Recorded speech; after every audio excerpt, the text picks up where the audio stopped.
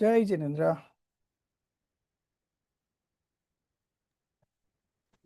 जय जिनेन्द्र। हरे हंत सिद्ध सुर उपाध्याय साधु सर्व अर्थ के प्रकाशी मांगलिक उपकारी है। तीन को स्वरूप जानी रागते भई जो भक्ति काय को नमाए स्तुति को उच्चारी है। धन्य धन्य तुम्ही से काज सब आज भयो कर चोरी बारंबार वंदना हमारी है। मंगल कल्याण सुख ऐसो हम चाहते हो मेरी ऐसी दशा जैसी तुम धारी है। हो मेरी ऐसी दशा जैसी तुम धारी है।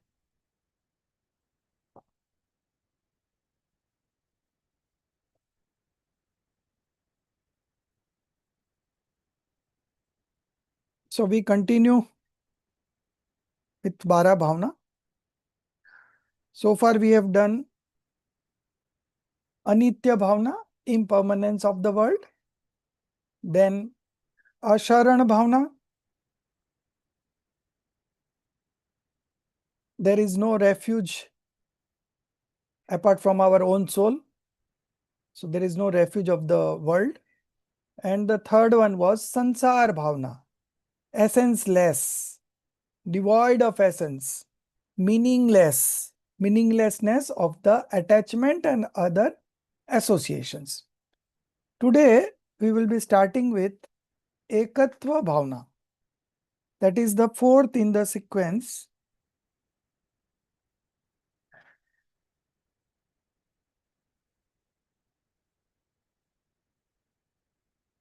Yes, we are on to page number 60. PDF is 68. Getting it? Whom should I make Yes. a co-host? Soumya is not there. So Himali, I'll make you a co-host. You will be able to share? Yes, sir. Okay, thank you.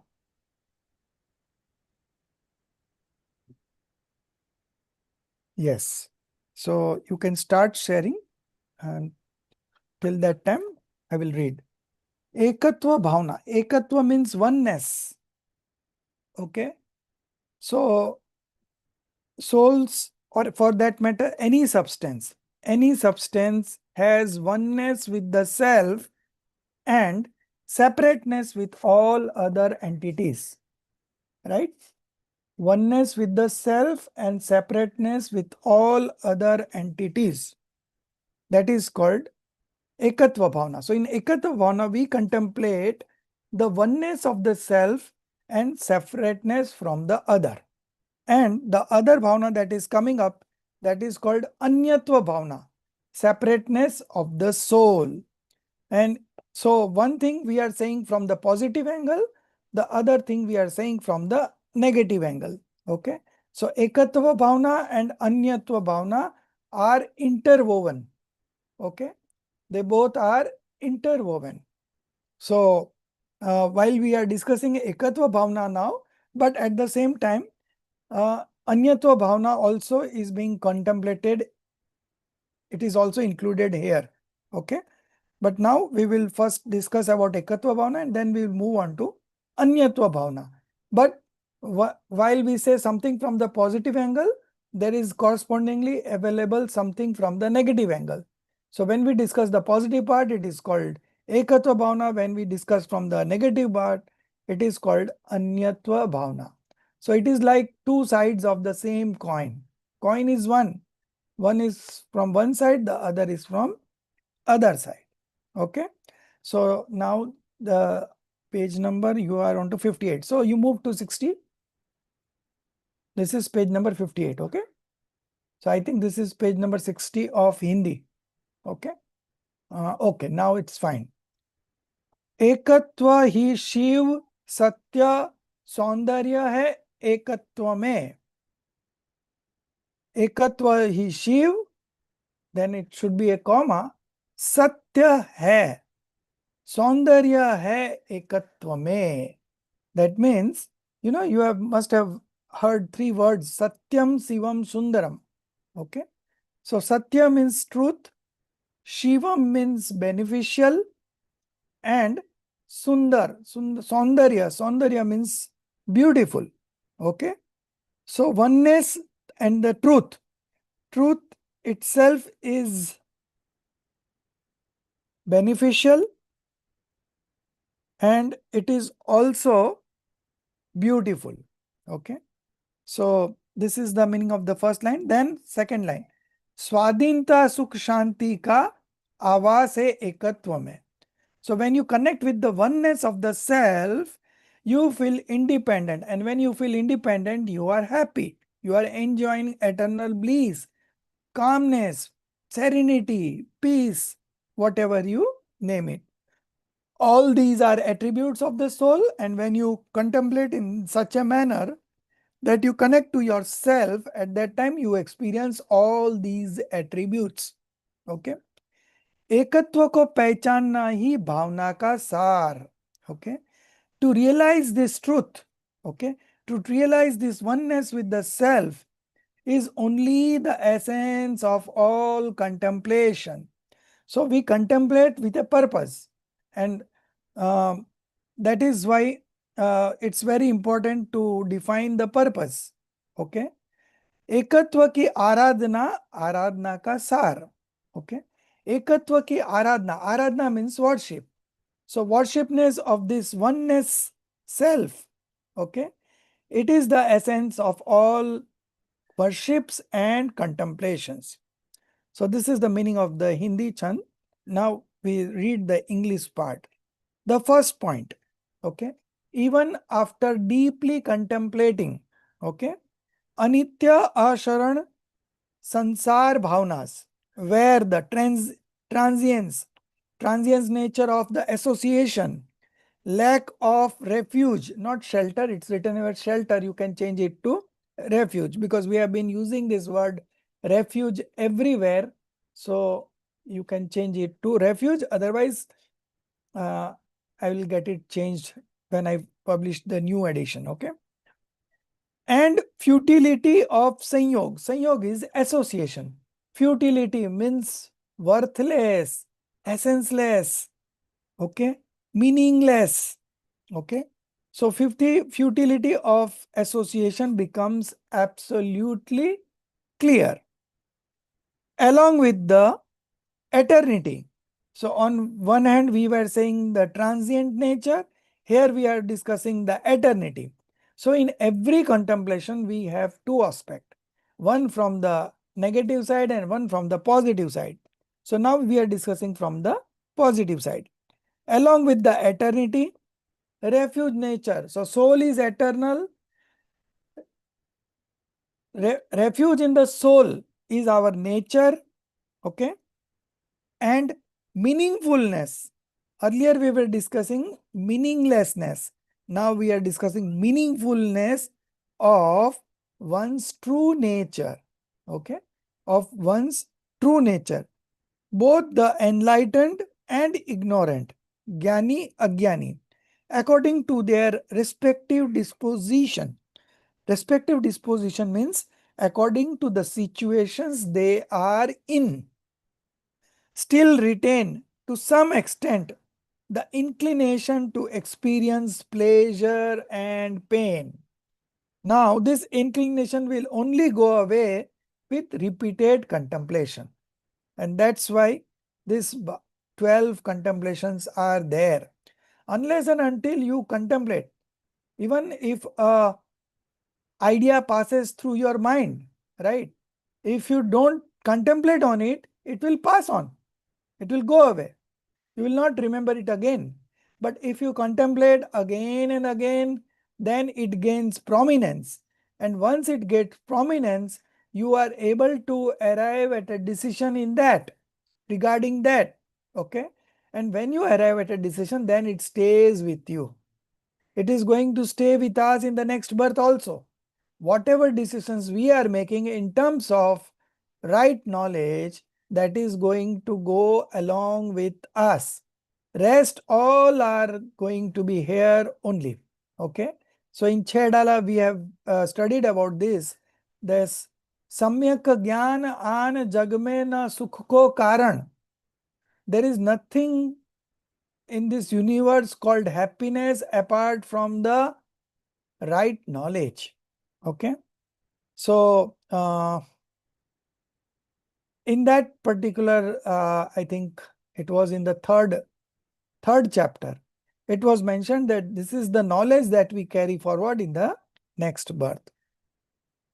So respective dispositions means the situations that they are in, whether it is enlightened soul, wise person, or an ignorant one, still retain to some extent the inclination to experience pleasure and pain.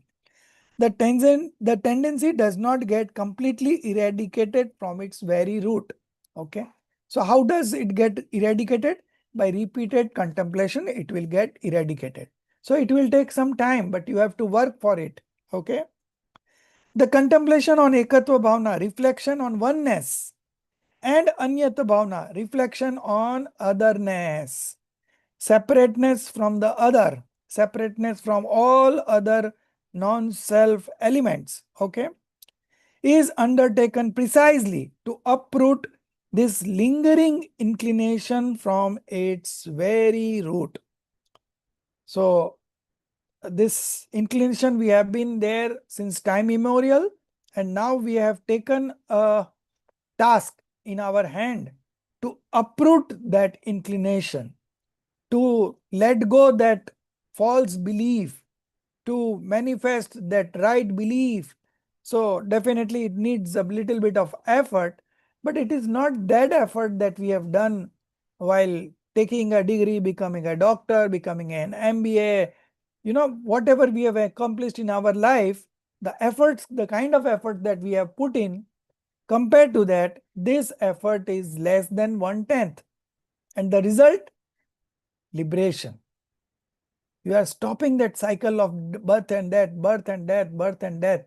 And this is the only opportunity that we have got, because we have got all the right kind of associations which can lead us to right belief right now. We don't know when we will get another chance like this.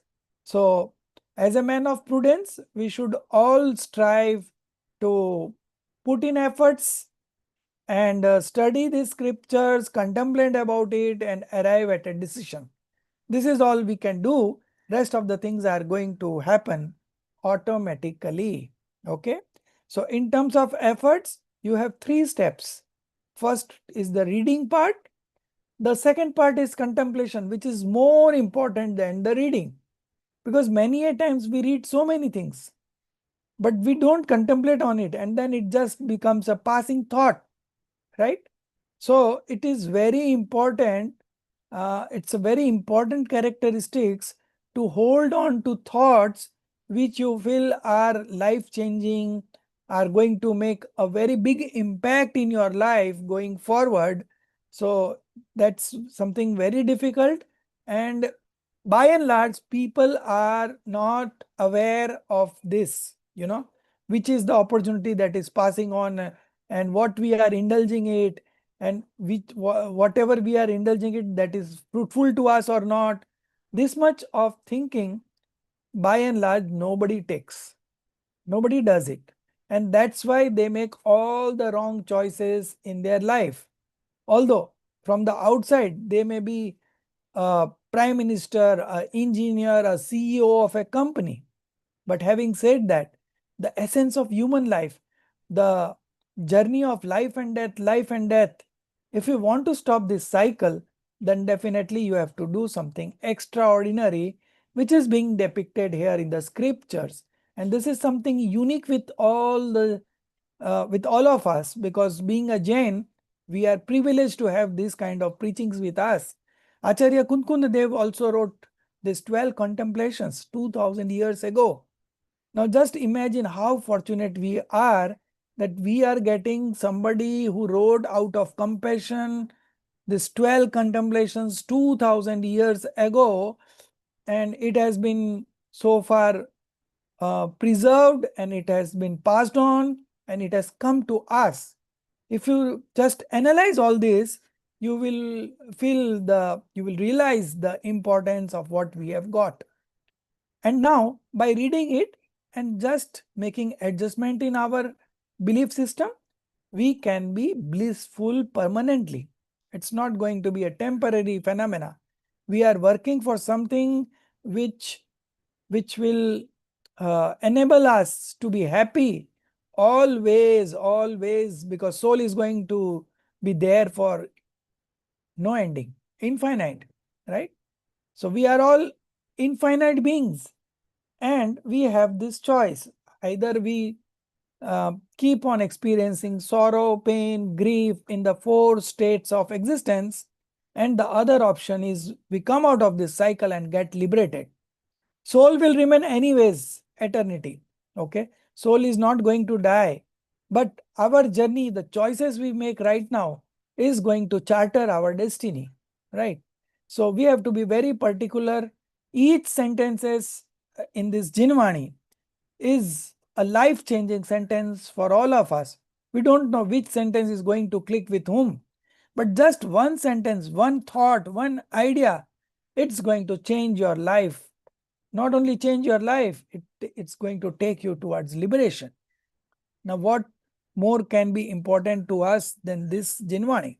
Okay, so be very serious.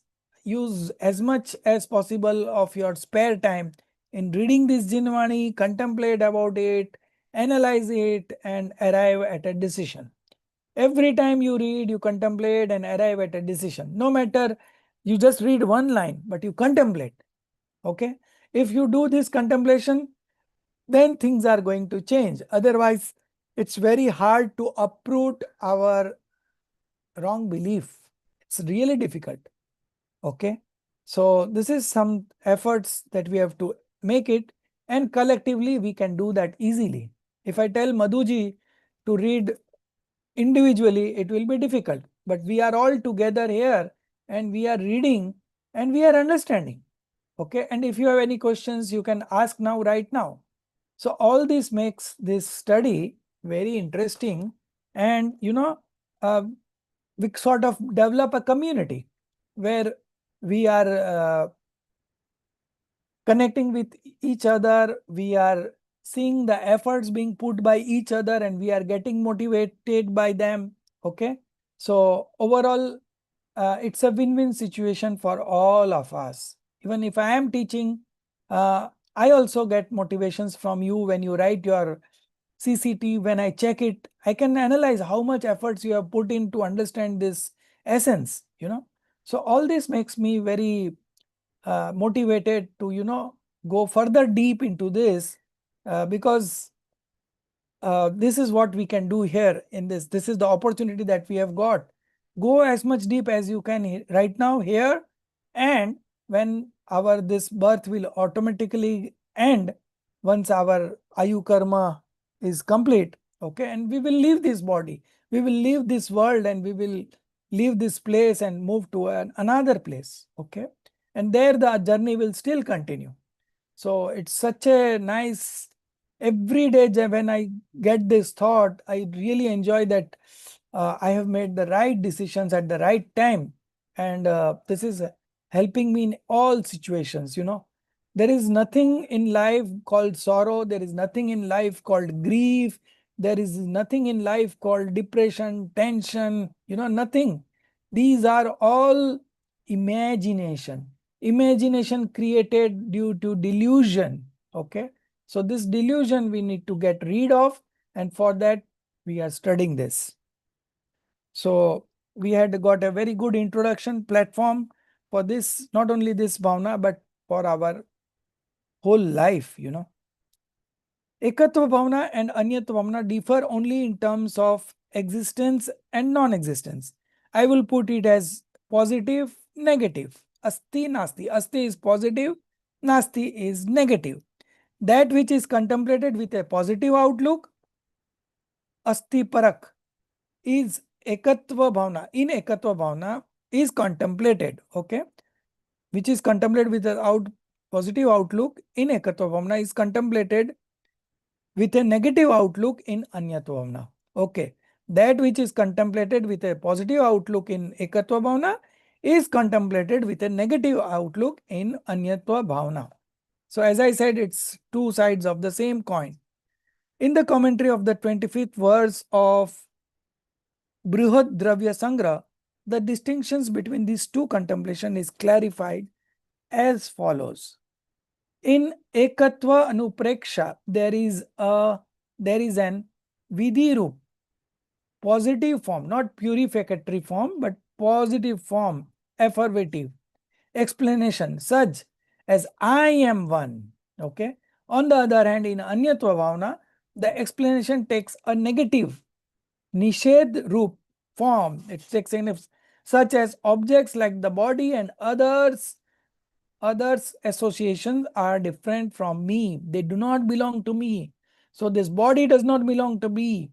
So when the body does not belong to me, all the relatives and relations related to this body, how can they be mine? This is something that we should contemplate. Okay. And this ekatva bhavana only forms part of that contemplation.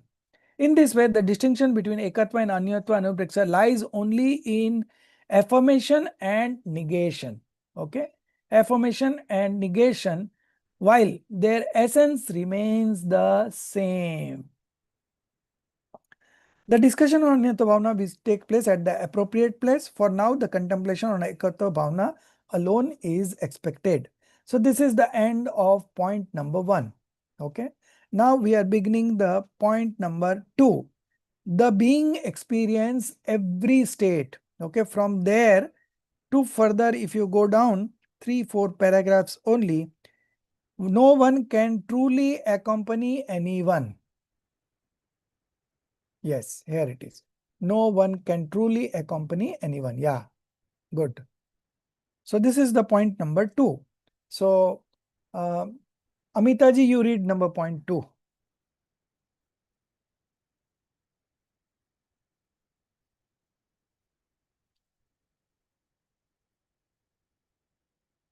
The being experiences every state. The being experiences every state, whether life or death, happiness or sorrow. All alone, there is no possibility of companionship in any state. This very nature of reality is deeply contemplated in Ekatva Bhavana, and the mentioned truth is affirmed through various logical arguments and examples. The verse that clarifies the nature of Ekatva Bhavana is as follows. In the mentioned verse, it is clearly stated that this soul, wandering through the entirety of the world, always remains alone in every situation, with no other being accompanying it. To contemplate this is ekatva bhavana. In this verse, it is stated that the aloneness, ekalpan, is not limited to birth and death alone, but rather aloneness is shown to be present in every situation from birth to death. There is another point made that in this sorrowful world, one may find many companions to talk to, but there is no real companion, no true companion. This is because, according to the reality of the situation, no one can truly accompany anyone. Good. So this particular statement by poet Budhar Das ji, okay, what it says that आप अकेला अवतरे मरे अकेला होय, यो कबू या जीव को साथी सगा न कोय. There is no relative, there is no companion, right? You come here in this universe alone. As a soul, we are all alone. We come in this universe alone and we go away alone. Okay. So in this verse, it is stated the aloneness is not limited to birth and alone, but rather aloneness is shown to be present in every situation from birth to death. And the next point that is very important is that there is another point made in this sorrowful world. One may find many companions to talk to, but there is no real companion, no true companion. So from the real point of view, each substance is independent. There is no connection with any other substance. There cannot be any connection with any other substance because each substance is independent. That is what we find in the definition of substance. Substance is such entity which is always independent. So every substance is independent. Even in this pen, there are infinite atoms in this pen, and each atom is independent. Although they seem to be at one place, but their independent identity is not lost. Okay. So each substance is eternal and each substance is independent. Okay. So this is what has been expressed in this particular verse. Okay. So there is no real companion. There cannot be any true companion. Only the associations are there. We don't deny the associations. At the same time, we don't say also that there is some companion. No companion, but associations are still there. But association means dissociation. Association comes with a clause called dissociation. So the body is our association. It is going to be dissociated. Okay. The family is our association. It's going to be dissociated. The house that we own, the property, the cars, the money, all are associations. And it's all going, we are all going to leave these associations and move ahead. Right? So then what is the point in developing attachment to this when it's not going to be with us? Okay. So that attachment will also go away once we contemplate on the oneness of the self. Now we move on to the third point. Okay. As has been clarified, just go below last paragraph. Yes. As has been clarified, this is number 3 and it goes up to next page. However, a companionship does not exist at all.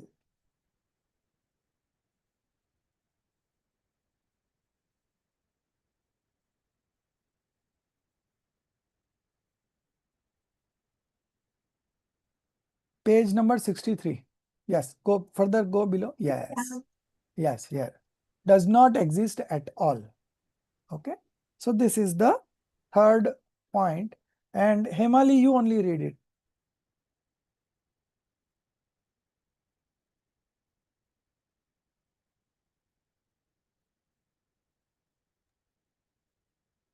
As has been clarified in the practice of Sansar Bhavna, the sole objective of contemplating the 12 bhavnas is to direct the focus from the association towards the self nature, because it is the samyog dhina Sanyog is drishti, association. Sanyog is association.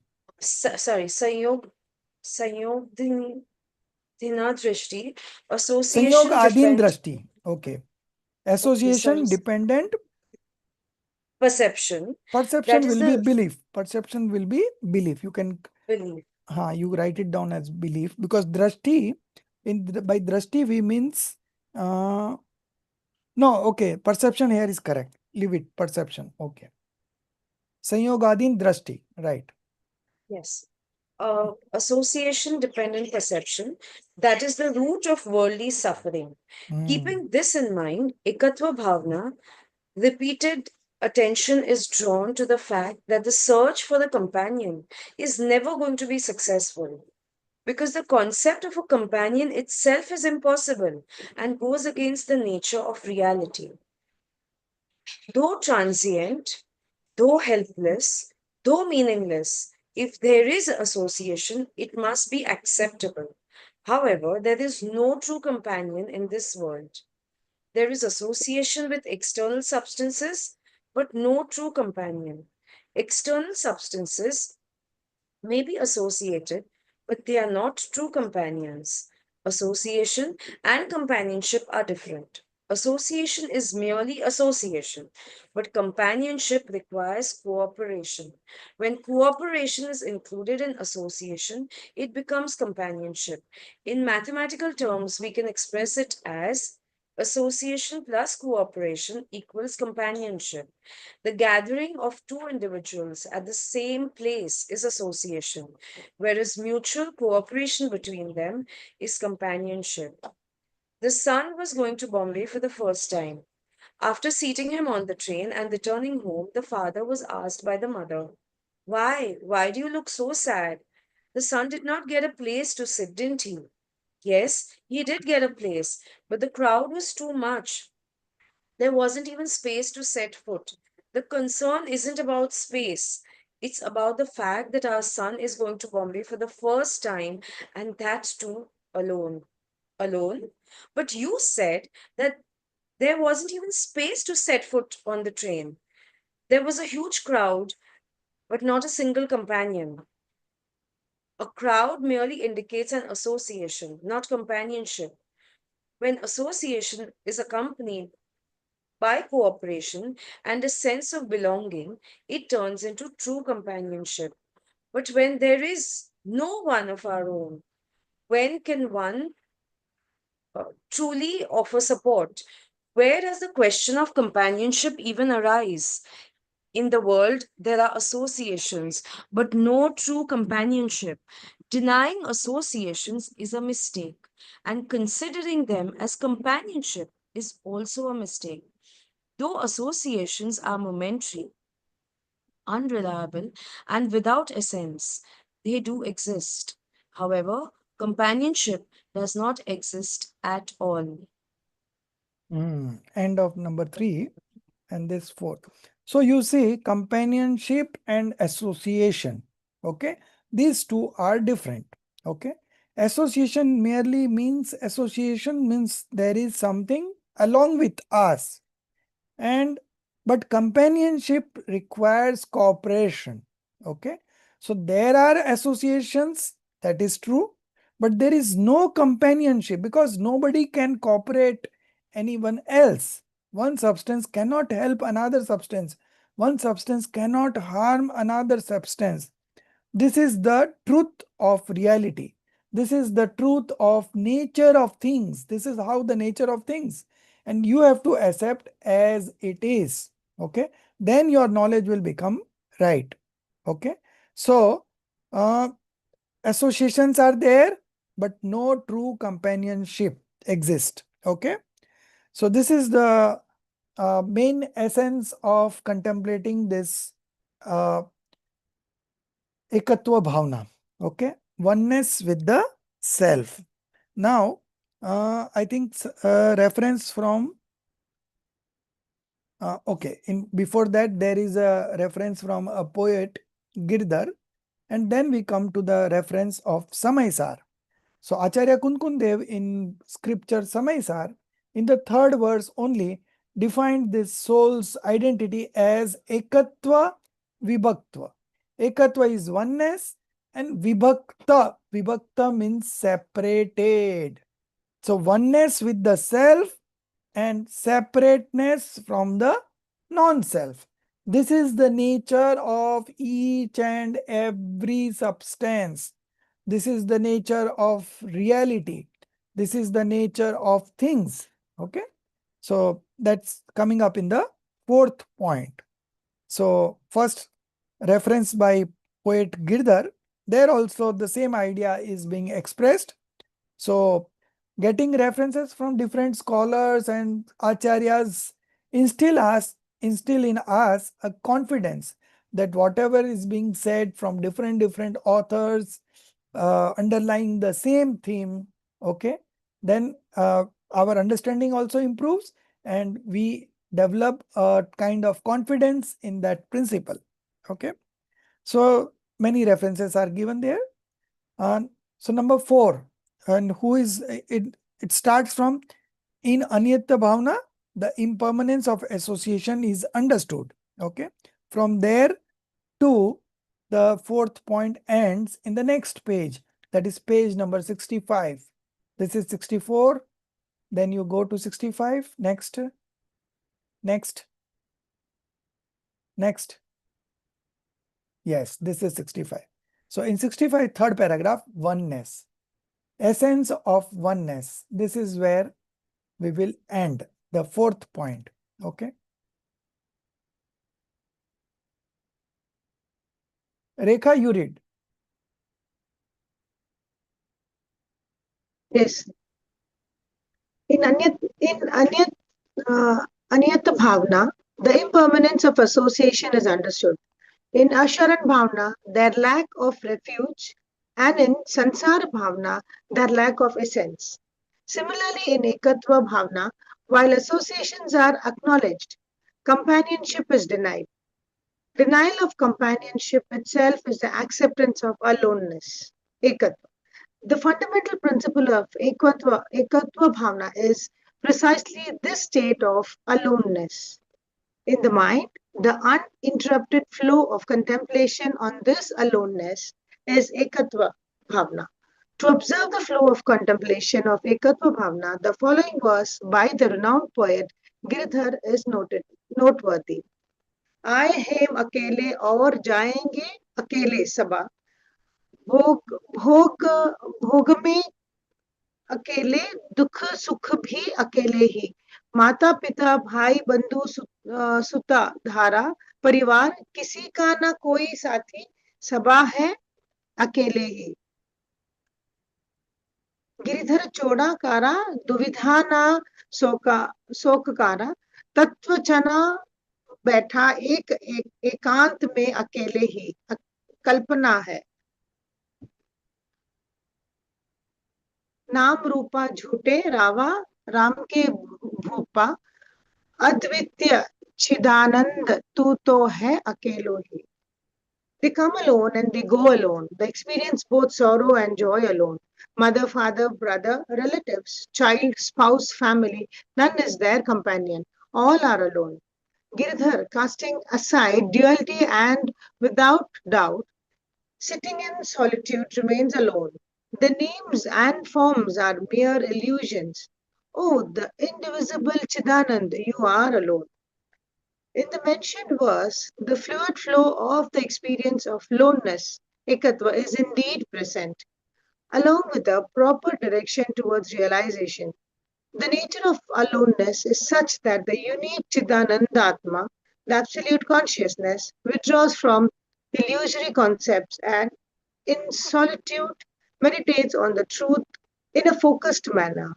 This verse conveys the subtle inspiration to practice contemplation of the truth alone, free from distractions and misconceptions. One is not a compulsion of the self, but its inherent nature. Oneness of the self has such a nature that it has been with it from beginningless time and will remain so for eternity because it is essential nature of the self. In the same way, otherness, anyata, is also the essential nature of the self. Inherent characteristics of oneness within itself and otherness from the outside are the essential attributes of a thing. Without these, the existence of a thing is not possible. Acharya Kundakunda in the Samayasar has made a vow to expound the Ekatva Vibhakta Atma, oneness divided self. The entire Samayasar is dedicated to the expounding of the oneness divided self. Stop, As is, stop. I'll read this. Okay. So before that, we just see the explanation of the poet, what Girdhar Kavi Girdharji has said, right? आए हैं अकेले, जाएंगे अकेले सब. So everyone has come alone and everyone will go alone. भोगेंगे अकेले, दुख सुख भी अकेले ही. Everyone will experience pain and pleasure alone. My pain cannot be shared with you, and your pleasures cannot be shared with me. We have to all experience alone, even in a family. Like mother is taking care of the children, but if children is undergoing through some diseases, then he is suffering alone, right? Although we have sympathy, we have empathy, everything is there, but at the end of the day, the pain is being experienced by that particular individual it alone. Okay. Mata, Pita, Bhai, Bandhu, Sut, Dara. Okay. Sut means son and Dara means wife, Parivar. All these are family. किसी का ना कोई साथी, सब है अकेली, अकेले ही. किसी का ना कोई साथी. There is no companionship. There is no way that one can be an companion of another. कोई साथी नहीं है. सब है अकेले ही. Everyone is alone. Now this is what we have to accept. Girdhar छोड़कर दुविधा न सोचकर. Okay. Girdhar is poet. Poet is explaining to himself. Girdhar छोड़कर दुविधा न सोचकर.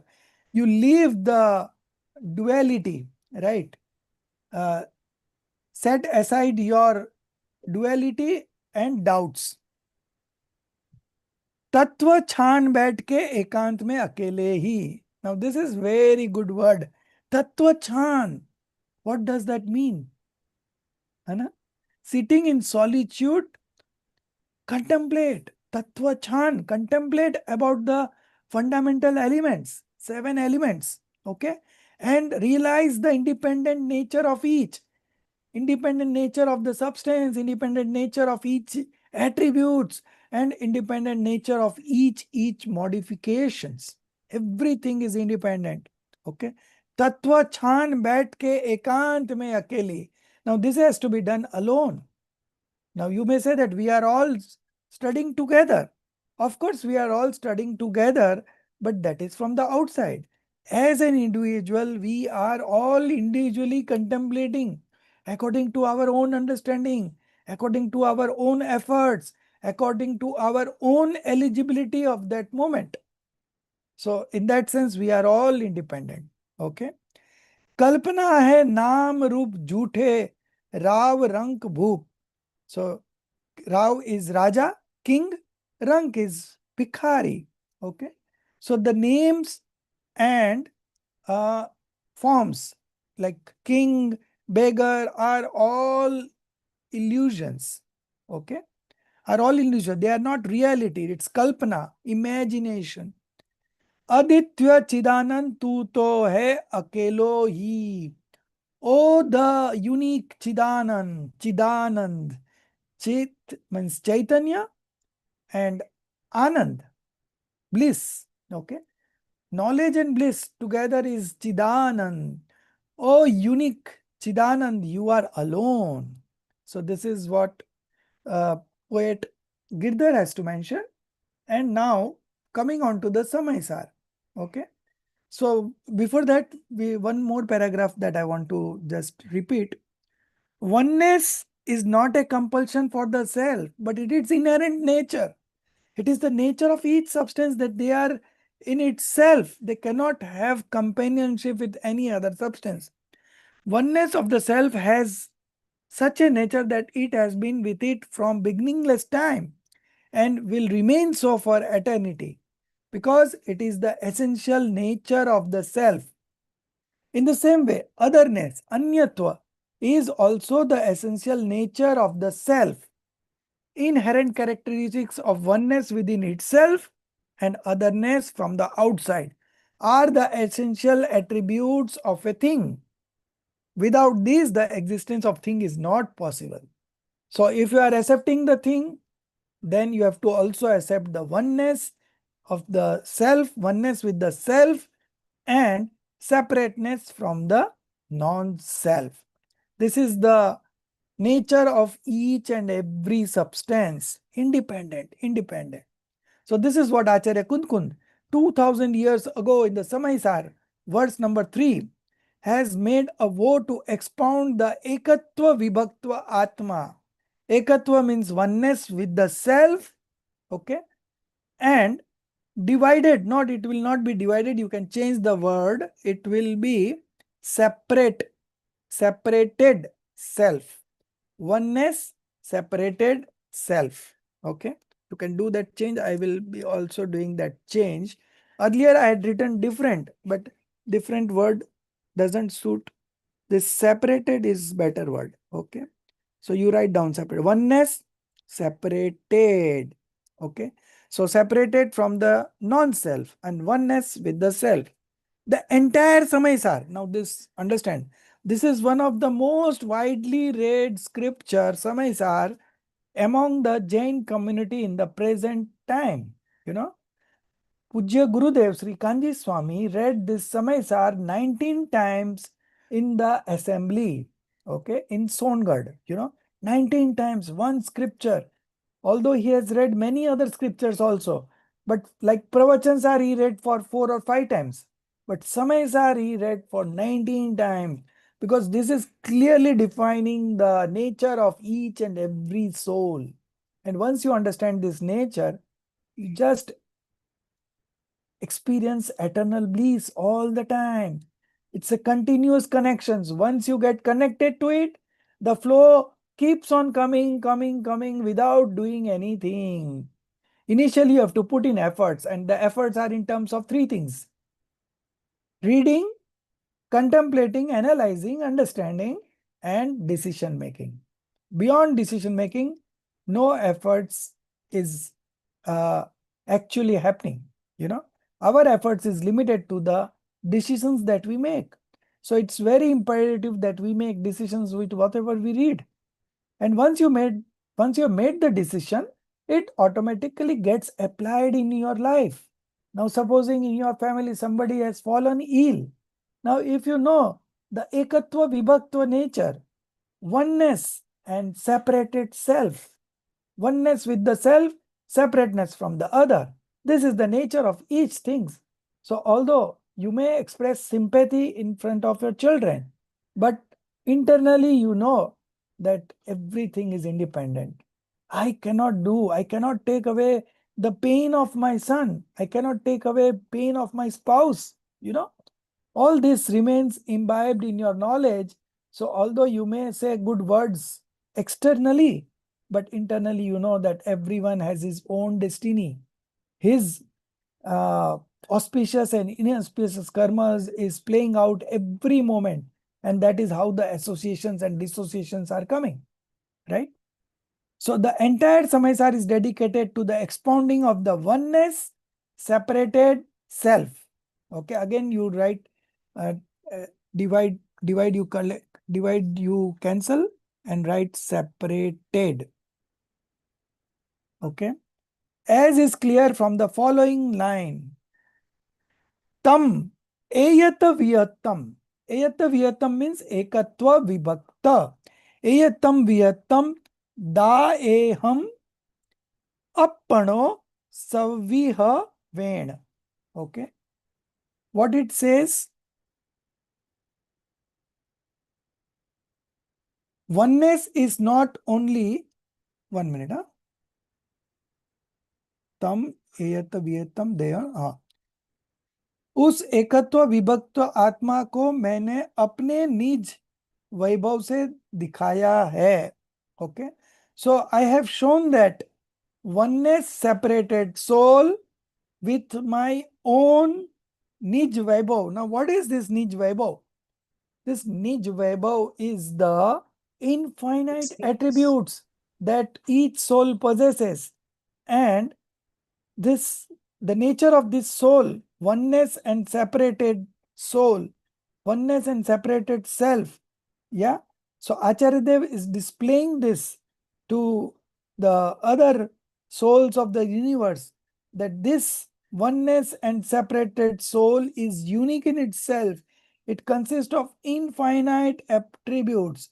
And this infinite attributes I have realized. Okay.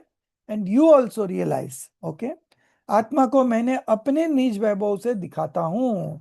So I will show you this soul, which is of this nature. Okay. And with my own experience, I will be sharing my own experience. Okay. So this is what Acharya Kunkun Dev has to say to us. And then what is our responsibility? To experience as Acharya Dev are instructing us. Okay. Oneness is 1 minute. Now another one. Okay. Kavivar Girdhar. Okay. Now, oneness is not only the beauty of the self. Okay. Oneness is not only the beauty of the self, but also of every entity. So every entity which is only itself is beautiful. However, the discussion of relation, companionship with others is futile and generates disputes, generates contradictions. Okay. So दूसरे के साथ बंधन की कथा विसंवाद. Okay. Controversy, disputes, contradictions. It creates contradictions when you say that I am a companion of this. Okay. So it is not acceptable. It is not a truth statement.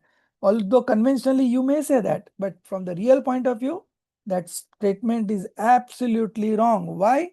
Because there is no way that you can be a companion to any other substance, right? Each substance is independent. Independent itself says that there could not be any companionship. So we have to accept this. Okay. Oneness indicates the integrity of the entity, the independent existence of every particle. The idea of companionship or a companion challenges the integrity of the entity, challenges its independent existence. Okay. So the idea of companionship is not true. We have to leave it. Okay. If you want to really enjoy, you have to leave all the wrong beliefs. Okay. You will say that I thought I was a companion to my family. But Acharya says, no, there could not be any companion from the nature of things. Each is independent. Your body is not your companion. Then how come your relative becomes your companion? You want your body to heal, but it does not heal. Why? It doesn't listen to you. Why? Because it is independent. Simply. You just contemplate about, you connect to your day-to-day life. Many a times you have thought that I will do this, then I will go there. And while you are walking, suddenly you go in another direction. And then you remember, oh, I should have gone there first. It was everything arranged, programmed. But body has its own destiny. It has to go to the left side, so it automatically went to the left side according to the reflex. Although you have meticulously decided to go to the right. But sometimes this happens. You must have experienced everyone. So body is independent. Soul is independent. Body does not function according to the soul's wish. And soul's wish doesn't work in the body's development, transformation of the body, right? So then there is no point. Just be an observer. There is no way that we can transform anybody. Even we cannot transform our own body. Then how we can expect to transform the ideas of the others, the thinking of the others, the activities of the others, So this is a cause of unhappiness in this universe. So what we need to do be happy? Just leave everything as it is, independent. So then I will not say anything to my children? No, it doesn't say like that. You just realize this in your belief system, that everything is independent. And then even if you don't wish to say anything, automatically if there is an attachment at that point of time, you will always advise. Okay. And if no attachment is there, you will not advise. Simple thing. I told you one day a story of Nagdatta. He was a king, and then subsequently he renounced everything and become a monk. and he was meditating all the time. And his sister Nagdat, Nagdat and Nagdatta. So Nagdat was the brother and Nagdatta was his sister. He was passing through the jungle, and along with her, her daughter was also accompanying her, and they were going to send invitation cards to different relatives. The daughter was getting married, and where the king was sitting, very nearby to that, there was a group of dacoits, and there was a leader, and they used to come there every day there, and share their loots and program and plan for another dacoity, all these things, right? So the monk was very well aware, and while her sister was passing through, she saw the brother sitting on meditation pose, so immediately stopped the uh, horse cart, and both of them got down, mother and daughter, and they went to the brother who was now a monk, and they waited, but the monk never came out of its meditation, and realizing this, that he will not come out, they left, and little bit ahead they went, and the dacoit uh, uh, took control of them, and their all belongings, wealth was every which was taken away. And then that sister was telling to his daughter that, uh, sister, yeah. So that how is my brother? He could have told us that don't go from that side. Why didn't he say? So the king of the leader of the dacoits, he said, he's your brother. Yes, he's my brother, and I am that misfortune sister that he didn't tell me that there was a danger this side. So the heart of that leader of the dacoit melt, that how can a monk who is a true monk remain indifferent to his sister also. And he suddenly realized his mistake. He gave them all their wealth back and went to that monk and initiated into monkhood, and he also got liberated in the same birth. So you just see how it helps you. If you understand your this nature, in every situations you can be happy. You will not manifest attachment. You will not manifest aversion. Okay? So simple, so simple. So just understand these principles and apply it in your day-to-day life.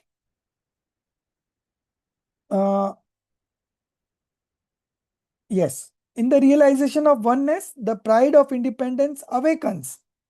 Okay, the pride of independence awakens in the realization of oneness. The feeling of self-reliance becomes strong, and the natural tendency towards the self-sufficiency becomes evident. The true success of contemplating oneness lies here. It is important to know that the timeless nature of the entity, timeless nature, timeless beauty of the entity is oneness, and contemplation, reflection, merging, and transformation related to it constitute the essence of oneness. Okay, so this is the end of fourth point. Then now we're coming on to the fifth point. What is the present problem? Okay, the contemplation of oneness, which indicates the indivisible independence and inspires the feeling of self-reliance, should manifest as joy and an overflowing blissful life. Just contemplating of oneness nature of yourself, of the self, okay, indicates the indivisible independence. Indivisible means separated, different. Separated is better word. Separate independence and inspires the feeling of self-reliance. This independent nature of inspires the feeling of self-reliance should manifest as joy. So if you are able to contemplate and if you arrive at a decision about your oneness, then it should manifest joy. and an overflowing blissful life. However, this is not visible today. The modern person is driven to escape from solitude instead. Nobody likes solitude nowadays. Everyone wants to have a companion. Let the matters of ordinary people be as they are, but today even renunciates, tyagi, brahmachari, monks desire companionship. In worldly affairs, companionship is surely needed. But the remarkable thing is that even in spiritual practice, one seeks companionship. In worship, in knowledge, in meditation, companionship is desired. Let the matters of hell and heaven be aside. Even liberation is not accepted alone. One needs companionship there too. Now, even meditation is not practiced in solitude, but in groups. So we have dhyan shibirs nowadays. So there 40, 50 people contemplate together. But contemplation and meditation is something that you need to do individually. The true monks, they go into the mountain and just sit in solitude and meditate. Because the moment you have associations, somebody coming, talking, your mind will become distracted. Okay. Keeping in this mind, I had written a long time ago. This is very interesting. I think this Dr. Bharilji's wordings are there. Le daulat pran priya. So daulat is wealth and pran priya is wife. ले दौलत प्राण प्रिया को तुम मुक्ति न जाने पाओगे. While if you take along this wealth and wife and etc., you will not be able to go to liberation. Okay, मुक्ति को न जाने पाओगे यदि एकाकी चल पड़े. If you start alone, यदि एकाकी चल पड़े नहीं तो यहीं खड़े रह जाओगे. If you don't start alone, you will remain here in this transmigratory world only. That is what it expresses. In English, what ChatGPT has written. If you do not understand that liberation is not attained alone, you will remain stuck right here, unable to progress. So this is the end of 5th point. You can mark it. Now we move on to the 6th point.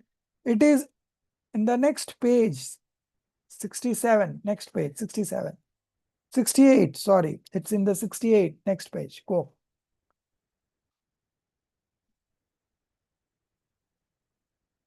'68.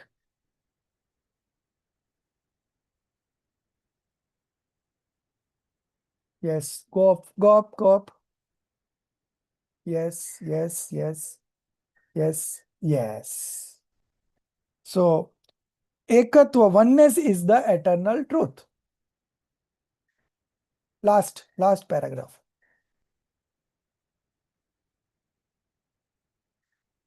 Oneness is the eternal truth. Ekatva, oneness is the eternal truth. Okay. So this is the paragraph. This is 6a, point number 6a, and it continues up to the next paragraph. I'll just read the point 6, then we will see the 7th one. Oneness is the eternal truth, while the idea of togetherness is only an illusion. Ekatva is, here it is written auspicious, you write bliss, and beneficial.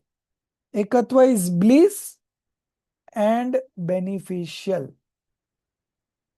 Togetherness, however, is inauspicious and the root of suffering. So ekatva, oneness, is bliss and beneficial. Okay. Togetherness, however, is inauspicious and the root of suffering. Ekatva is beautiful, while the concept of togetherness is merely an illusion beauty. Ekatva, oneness, is the truth. It is not auspicious, beneficial. It is beneficial. It is beautiful. 3, Satyam, Shivam, Sundaram. So oneness is Satya, truth. It is beneficial, Sivam. It is beautiful, Sundaram. Okay, you got? This is the paragraph. Ekatva is the truth. Ekatva, it is beneficial, it is beautiful. Togetherness does not exist. Hence, the question of its existence does not arise. Togetherness is neither true nor false. It is neither beneficial nor harmful. Okay, you cut down auspicious and write beneficial. Then you cut down inauspicious and write harmful. It is neither beautiful nor ugly, because when it does not exist at all, togetherness does not exist. The question of like what is it, what is its nature, become impossible to ask. So this is the end of point number 6a.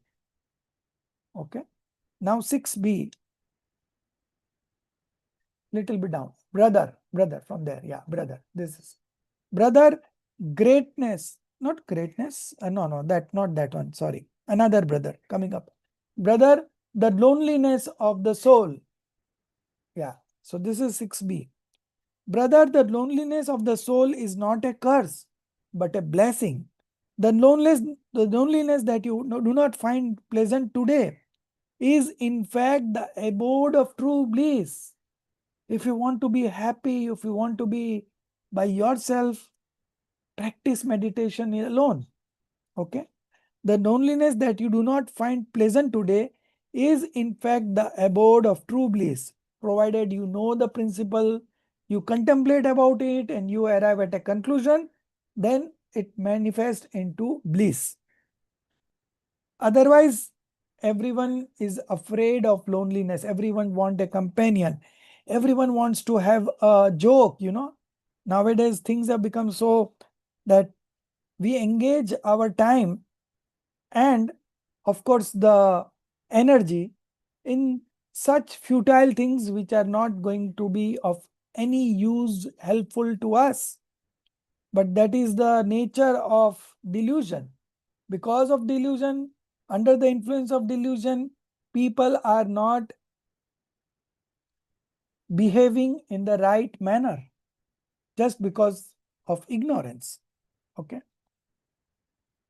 So what is the nature becomes impossible to ask. That is 6a. Now the 6b. Brotherness, the loneliness of the soul is not a curse but a blessing.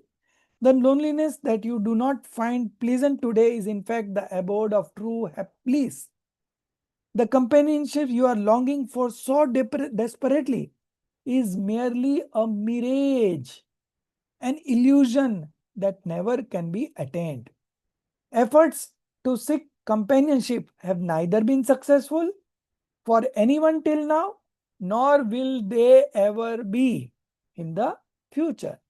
All the efforts made in this direction are destined to be in vain, are destined to be futile. What benefit is there in this futile labor? Like sowing seeds on a stone, hoping for a good harvest, but it's not going to yield any result. Our time is being wasted and our human life will get over and we will again sink in the ocean of this transmigration. Okay. This is an opportunity for us. This is an outlet for us to transform our life and live it in the right sense. Okay. Enjoying eternal bliss all the time. Now, as you contemplate more and, uh, develop this eternal bliss, then what happens, if there is happening anything on the outside, you will still be calm inside, because in the inside you are enjoying that eternal bliss. That connection is continuously flowing and you are in fact extracting happiness within from the self. You have now learned the technique, right? So like you have the treasure wealth with you. Supposing you have 100 crores in your locker, but you don't have the key.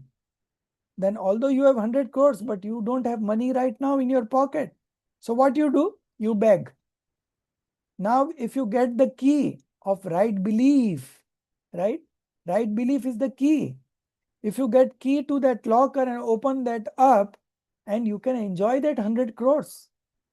So similarly, right belief is the key. You believe yourself to be a god. You believe yourself to be a mass of infinite attributes. You believe yourself to be full of happiness, bliss, calmness, serenity, all kinds of attributes, right? Such an experience will yield happiness all the time. And in that happiness, small distractions coming won't disturb you. You will not be influenced by those. Such a good understanding, all this understanding will lead to that. Now the seventh point, it's in the next page. In the great scripture of Samaisar, again Samaisar, very good verse number 206, write it down and study, okay? I will first, I remember this verse because when my son was 5 years, I made him memorize this verse, around 12 verse of Samaisar, important verse, like verse number 6, you can also write down and memorize.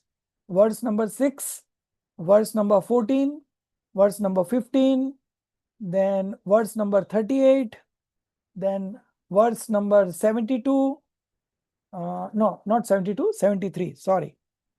Verse number 73, then verse number 144, then verse number 206, this is 206, then verse number 297, 98, 99, then verse number 320.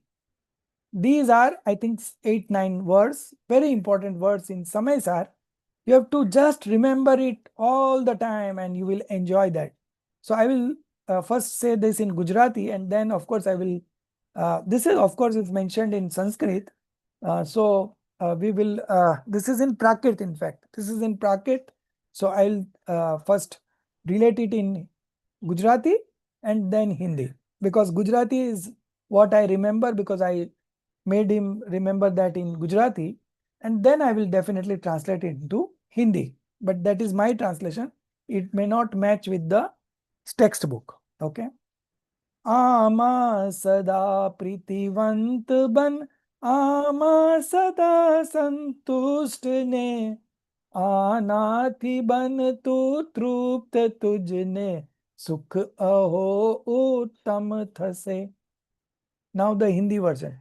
इसमें सदा प्रीतिवंत बन, इसमें सदा संतुष्ट ने, इसमें ही बन तू तृप्त तुझ में उत्तम सुख प्रकट होगा. You will realize infinite bliss, supreme bliss. Okay. So in the great scripture, this is the 7th point we are beginning. In the great scripture of Samaisar, which elucidates the oneness and separateness of the soul. Division you cancel, you write separateness. Okay. Separateness of the soul. Acharya Kund Dev gives the guidance and blessings that, now this 206, O soul, if you remain constantly loving in this inherent nature of Jnananand, knowledge and bliss, Chidanand, knowledge and bliss within yourself, okay? If you remain constantly loving in this inherent nature of Jnananand within yourself, you will attain eternal satisfaction. Why satisfaction? Because there is a satisfaction there, right? There is no satisfaction in the sensual pleasures. That's why after a certain point of time, you get bored in the sensual pleasures. If you go to Kashmir, 7 days is good, but the 8th day, let's go home. Why? If Kashmir is good, you stay there. No, there is no happiness outside. Happiness lies within. And if you connect within, then you will have satisfaction. You will attain eternal satisfaction, permanent satisfaction, and contentment. Through this alone, you will achieve supreme happiness. The soul message, instruction, and blessings of the revered Acharya is this: remove your gaze from the external world. Remove your focus from the external world. Remove your active consciousness from the external world. Focus entirely on the practice and devotion of your own soul. Sadhana and Aradhana. Sadhana is practice, devotion is Aradhana, worship is Aradhana. Focus on the practice and worship of your own soul, devotion of your own soul. Know it, recognize it, immerse yourself in it, dwell in it, become one with it. By doing so, you will attain transcendental bliss. This is the only way to become supremely happy. To be free from the para. Para means other. Other means non-self. So we will write word non-self for per everywhere. To be free from the non-self. So there are two things only. One is self. Everything else is non-self. To be free from the non-self. To be released from the non-self. There is no need to do anything different, because the non-self is already, has already been released. No, the non-self is already separate from me. You write down, been released you cut, has you cut, because the per bracket non-self is already separate from me or myself, separate from me. They have never been yours. You had considered them as yours due to ignorance. You had identified with them and were unnecessarily becoming sorrowful due to attachment. Once you immerse yourself within, once you immerse yourself within means in your self, okay, in your soul. The other, the non-self is already separate. You don't have to separate it. It is already separate. You have believed to be one with it, but it is already separate. Okay. So what you have to do? Once you immerse yourself within means in your soul, the non-self is already separate. You will realize that non-self is already separate. This realization will happen. Otherwise, there is nothing else going to happen. We don't have to separate from others because we are already separate. Just because of delusion, we believe that we are one with the other. Now you realize the truth that we are always separate from the other. Okay. So once you immerse yourself within the non-self, write it as the non-self is already separate. No, the non-self is already separate. Already separate. Okay. You don't have to separate, it is already separate. So the non-self is already separate. Once you immerse yourself within, you will realize, you just add here, you will realize, okay, you will realize that the non-self is already separate. Just realization. You don't have to separate. It is already separate. You realize this. That's all. So you will realize that the non-self is already separate. Okay. So you can cut that. If you are adding this line, then you can cut the released and everything will be cancelled. Thank you so much, Himali. You are so expert in DTP. You are doing it live. In fact, sir, this is a different laptop. I'm also trying to figure out. Sorry, sir. Okay. It's taking time. Okay, so this is the end of seventh bhavna. Not seventh bhavna, seventh point. Okay. Now we move on to Anyatva bhavna. Now it will be very easy to understand Anyatva bhavna. We will move on to page number 74. First one we have to skip. Every time you have to skip the first one, right? Anyatva bhavna, the first bhavna you have to skip one because this is all of Dr. Bharilji. We start our discussion where other authors are also coming into, and that is on page number 74.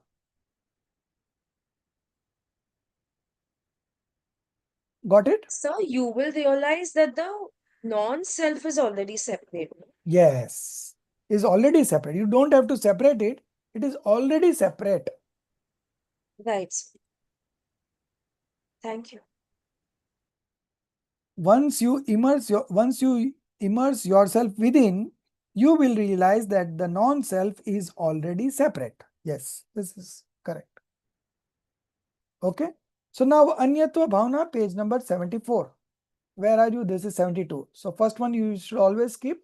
The second one 74. Okay. Anyatva Bhavna, separateness of the soul.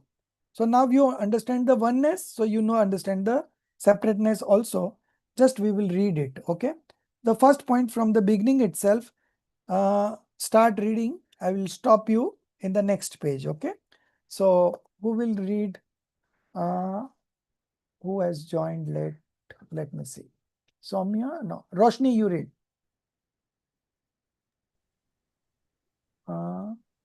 Yes. Payal joined now. Okay, I saw. Okay. So next Payal will read. So the first point. You skip the first one that I will explain. I will read and explain. You read the English wordings. The anityata, the asaranta from there. The anityata, the asaranta, evam asarata, impermanence, helplessness, and insubstantiality of associations have already been described in the context of the anitya, asharan, and samsara bhavna, impermanence, helplessness, and the birth, death, the cycle bhavna. In the contemplation of oneness, ekatva bhavna, it is clarified that no association is accompanied by both pleasure and pain. The living being alone experiences all pleasure and pain. Now, in the contemplation of anyatya bhavna, it is explained that when considered from the perspective of paramarth, absolute reality, Atma is entirely distinct from all associations, including the body and other elements. Clarifying the nature of anyatya bhavna, or contemplation on oneness, Acharya Kunkun writes, Anam imam Leave it. Okay. Atma is the nature. Okay. Atma is the nature of knowledge and perception, and all external entities, such as the body, are distinct from it. Contemplating in this manner is anyatya bhavna, or contemplation on oneness. The same sentiment is expressed in Kartikeyanupreksha, a work by Kartikeya, which is as follows. The body is distinct from the jiva. The one who, knowing the true essence of jiva, experiences self or Atma, for them, anyatya bhavna, contemplation on oneness, is effective. That is, it is successful. Acharya Amit Gati, while encouraging the removal of focus from the body and other associations distinct from the jiva, states in the Samaik or spiritual practice text. Acharya Amit Gati, while encouraging the removal of focus from the body and other associations distinct from the jiva, states in the Samaik or spiritual text, and also consider the following. None of the external worldly objects, such as the body, belong to me, nor am I theirs. With this determination, O noble soul, abandon the external objects and, for the attainment of liberation, remain constantly absorbed in your own Atma. That is, remain fully immersed in your own Atma. Stop. So this is the end of point 1. Okay. So now I think everything is clear. Because of oneness, this is the other part, separateness from the separateness of the soul from non-self. So in this non-self, what are the things that we can include in this universe? Roshni, you only tell. You explain the whole universe of non-self. What you will include in non-self?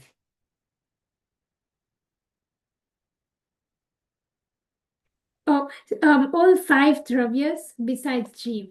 Okay, very good. What else?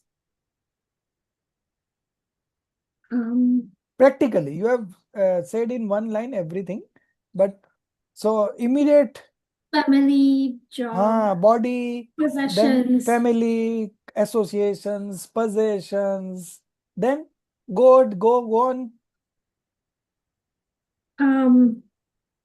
Even our karma is put the Yes, seven very good. karma. We are Karma. Okay, associated. good. Yeah. Then go further.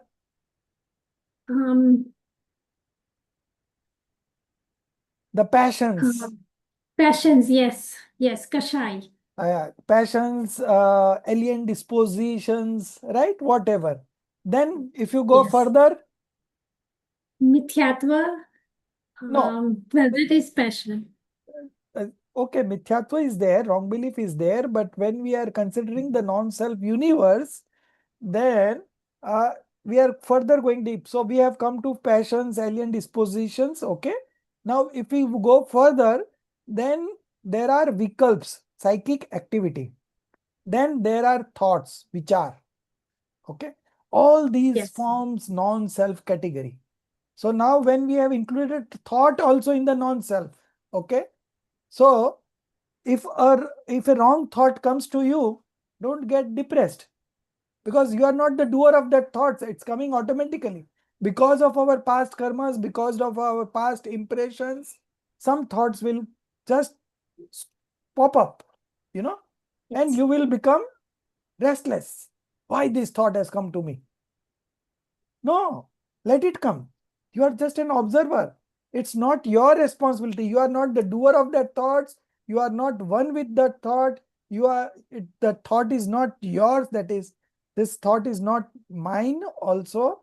I'm not the doer. I'm not the enjoyer.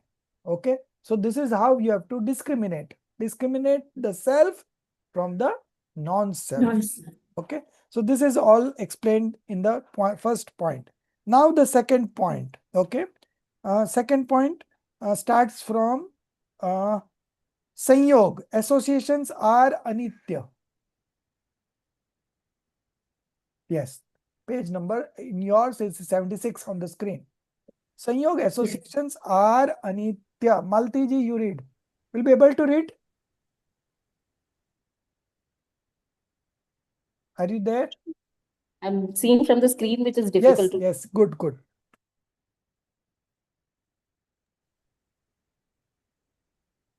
Sayog associations are anitya, impermanent, asharan, devoid of refuge, asar, essenceless, and not true companions. This fact is well understood through contemplation on anitya and other such reflections. Yet, due to ignorance, the ignorant remain entangled in delusions, and at times, even the wise, under the influence of attachment, continue to hold slight notions such as, yes, they are impermanent, devoid of refuge, and essenceless. They are not true companions. However, since body and other associated objects are in connection with me, they are mine in some way. If not, in the absolute sense, Nishchay, then at least conventionally, that is the Vyavhar, they belong to me. Even in Jinvani, the teachings of the Jinnah, these associations have been referred to as one's own. These associations have been referred to as one's own in the conventional sense. By the force of Vyavhar, that is the conventional action, to pacify such waves of alternatives arising, the contemplation of the Paramatma Tat, supreme self-reality, being extremely distinct from the associated external substances, that is the Pardrav, in various ways is Anyat Bhavana, the contemplation of oneness, otherness, the contemplation of otherness.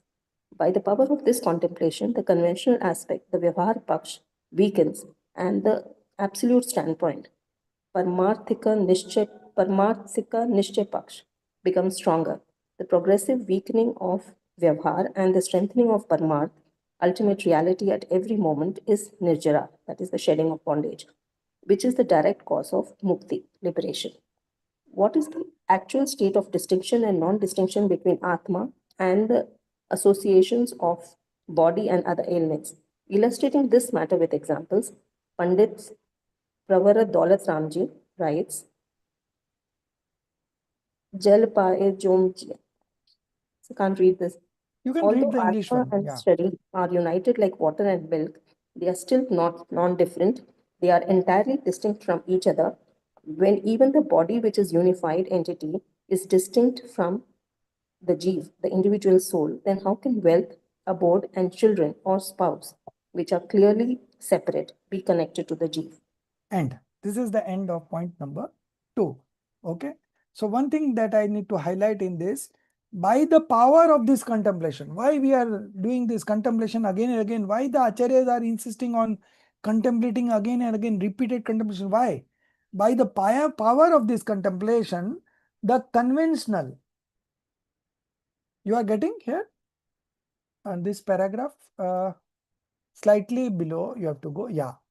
By the power of this contemplation, yeah, this third paragraph.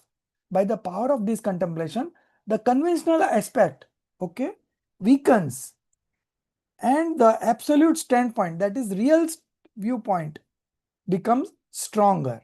So this contemplation helps us in making the decision. Okay. If we don't contemplate, we will not be able to make the decision.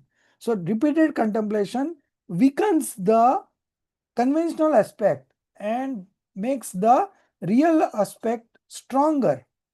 The progressive weakening of Vyavhar and the strengthening of Paramarth, Nischay, ultimate reality, at every moment is Nirjara, shedding of karmic bondage, which is the direct cause of Mukti. Okay. So this is what I wanted to highlight. So you have to put in efforts in terms of contemplation, just put in logics, brainstorm, and arrive at a conclusion. Okay. This would be your modus operandi going forward. Whatever you read, you contemplate, and you arrive at a decision. So this is the second point. Now third point, just below, go further below, brother. Yes, brother. The matter is here that from there, I will just read, this is a small point because there is some corrections here. Okay. The matter, brother, the matter here is that since time immemorial, this ignorant living being has been holding the belief that the Jeev and Sarir, body, okay, are one and the same. Okay. The ignorant being, not the wise one. Okay. Wise one sees them as separate. But the ignorant living being has been holding the belief that the Jeev and Sarir, soul and the body, are one and the same. Because the Jeev with a body is seen everywhere. Okay. Soul is seen everywhere within the body. Okay. But the divine self, the Atma, distinct from the body, has never been observed, realized, experienced, even in the scriptures. Through conventional means, the Jeev and Sarir, the body and the soul, have been referred to as one. So in Samaisar, verse number 27, it's written here in Prakrit, and then below there it's given in the meaning in the Hindi. So that meaning of Hindi will come in between the Prakrit and however. Okay. So व्यवहार से जीव और शरीर एक ही है. So you insert one line, English translation of that, after the prakrit. Okay. After the व्यवहारो, व्यवहार नयो बसद्दी जीवो देहो havadi khallu eko. English now. From the conventional perspective, the soul and the body are one only. From the conventional perspective, the soul and the body are one only. So this is verse number 27, first part. Now the second line. However, along with this, it is also written. Now the न दु निश्चया जीवो देखो ये कदापि एकाधो. From the real perspective, okay, it's written below. From the real perspective, the soul and the body can never be one. So you see, there are many statements coming up in the scriptures which are from the conventional point of view. So you have to understand that this is not the reality. This is being said for from some purpose. Okay. It is not being said purposelessly. There is a purpose, but it is not the real statement. So you have to find everywhere what is real and what is conventional. Conventional has to be understood in the conventional sense that it is not the ultimate truth, and real one is the ultimate truth. So you have to believe in the real statements as it is, and conventional statement you have to understand that it is being said with a certain purpose. Now you have to understand that purpose to understand that statement, and that purpose is the perspective. Okay. So each sentence in Jainism is coming from a perspective. So if you understand that perspective, you will be able to understand the real meaning of that statement. Okay. When in Jain text, Jinwani, the soul and the body are indeed described as one from the conventional perspective, they cannot be completely dismissed as such. Okay. What is the true nature of the unity of the soul and the body as described from the conventional perspective? This is the question. Without properly understanding this point, even their mutual ultimate distinction, Parmarthik Bhinta, cannot be correctly understood. Okay. Now the next paragraph. To understand this ultimate distinction, Ved Vigyan, to understand this ultimate distinction between the soul and the body, it is necessary to first understand the true state of their conventional unity. Why it is being said as one from the conventional point of view. Otherwise, along with the immediate purpose of their conventional unity, one will not gain a proper understanding of their inherent distinction. Okay. And the ultimate purpose will also not be fulfilled. Therefore, knowledge of the conventional unity of the body and soul is not necessary, but also indispensable, along with the knowledge of their ultimate distinction. That is the real point of view. However, it should be noted that the ultimate distinction is to be understood as a means to know the distinction, and the knowledge of the conventional unit is in fact for understanding the ultimate distinction. So, supposing now if you want to cross the river, right? So you have to sit in that boat, right? If you want to cross the river and you don't know swimming, so how do you do that? And river is quite big, width is very great. So what you do? You catch a boat and go to the other side. After reaching there, you have to leave the boat to reach the destination. If you don't leave the boat, you will not reach the destination, right? Similarly, conventional viewpoints are there in the scriptures because it helps us to go to reach the destination of the real point of view. Okay. That is the usefulness of conventional point of view. Okay. So we cannot ignore any of the point of view. Both have a place.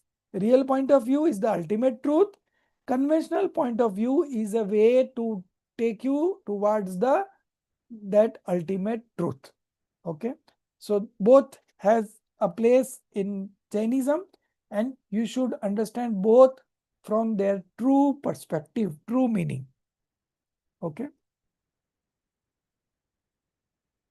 However, it should be noted that the ultimate distinction is to be understood as a means to know the distinction, and the knowledge of the conventional unity is in fact for understanding the ultimate distinction. Okay. So you have to board the boat also, and when you reach the other end, you have to leave the boat also. Similarly, another example is given that for washing the clothes, we have to apply the soap. After applying the soap, we have to remove the soap also to get good clothes, clear clothes. Okay. So साबु लगाना भी पड़ता है, साबु निकालना भी पड़ता है, व्यवहार use भी करना पड़ता है, और निश्चय का काम है व्यवहार को निषेध कर देना, छोड़ देना उसको. ठीक है. So this is the nature of the real point of view and the conventional point of view. Now the fourth point, one paragraph later, to merge into one's own self, distinct. Okay. From there, this 4 point start, and who will read? Payal, you read. To merge into one's own self, distinct from the other, is true anyatva bhavana, contemplation of otherness. In the statement of Chhadala, the true story of unity between the body, The true state. the true state of unity between the body and the soul is made clear by saying, just as water and milk are mixed together, and the ultimate distinction is clarified by saying they are not truly united, they are distinct. A very deep point has been made in the statement that the unity between the soul and the body is not a true unity. It is merely a mixture, a blending.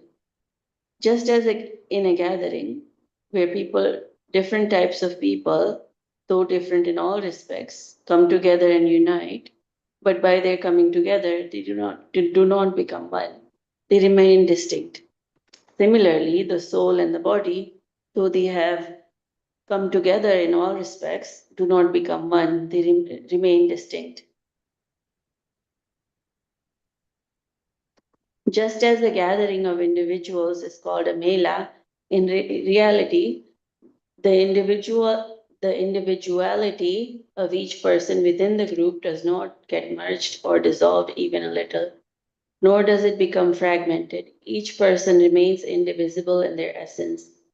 This is because individuals who naturally have distinct characteristics can never truly merge. A mela is simply a gathering. Unity cannot be achieved there. If one seeks unity in a mela, they are actually losing the very essence of the gathering. Similarly, the combined state of the body and soul is referred to as the Vyavhar Jeev in conventional term. But in reality, the body and soul are never one. They never merge with each other. Their essence is never fragmented, but remains indivisible in its own nature. This is because non-conscious and conscious substances, which are naturally distinct, can never truly merge. The gathering of the body and soul is simply a mela, assembly, and seeking unity within them would only fragment the essence of both. Stop. Okay. So like in a mela, in an exhibition, right? There are gatherings, but each is independent, right? So similarly, body and soul, although they are mentioned as one in Vyavhar from the conventional perspective, but in reality, they never merge with each other. They don't touch with each other. Each remains independent. Okay. So this essence is never fragmented, but remains indivisible in its own nature. Okay. This is because non-conscious and conscious substance. So we are all conscious substances, and this laptop, this mobile, this book are all non-conscious substance. A substance which does not have knowledge as its attribute is non-conscious. Okay. So the non-conscious and conscious substance which are actually distinct can never truly merge. The gathering of the body and soul is simply a assembly, and seeking unity within them would only fragment the essence of both. There is an example coming up of milk and water that you can read. And then we move on to the fifth point, which is in the next page. What is the role? This is very important point. I'll only read. What is the role, importance, and sequence of the contemplation? Yes, fifth point. Page number 81. Yeah. What is the role, importance, and sequence of the contemplation of the distinction between the self and the external substances associated with the body in the procedure of self-realization. Now we are understanding the process of self-realization. Everyone wants to do Atmanubhav, right? So here the author is showing us the process, how it will go. Okay. So understand the process step by step very nicely. This has been taken from Banarsi Das Ji's Samay Sar. Okay. Very good scripture again, Samay Sar Natak. It's Samay Sar Natak. Pratham Sudrashti. So I am also skipping the, of course it is Hindi one, but I'm just getting into the steps. First step, first and foremost, this is step A. One should perceive the Atma, self, soul, as distinct from the gross physical bodies. Okay. What are these gross physical bodies? Our physical body and all the association. All our association is no karma. Okay.